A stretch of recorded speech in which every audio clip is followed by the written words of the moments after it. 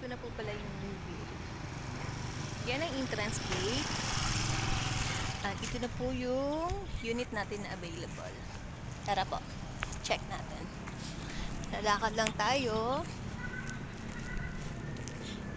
Then,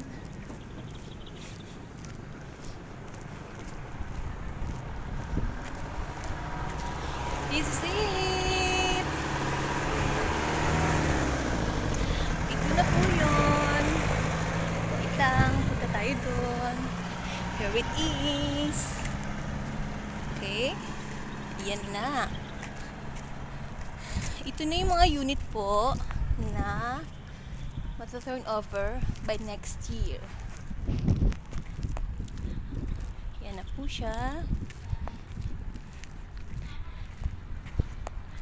Yan na po. Tan-taran.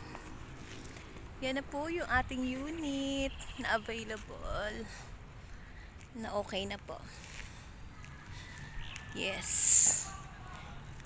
Ito na po yung community niya. Napakalapit lang po. Diba?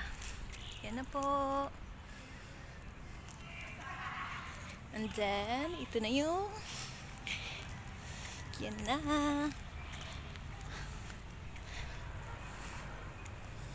Ayan po siya.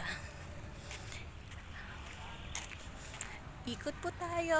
Dito na naman yung ginagawa. Ayan.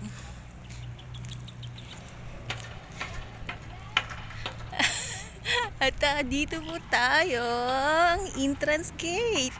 Highway lang po siya.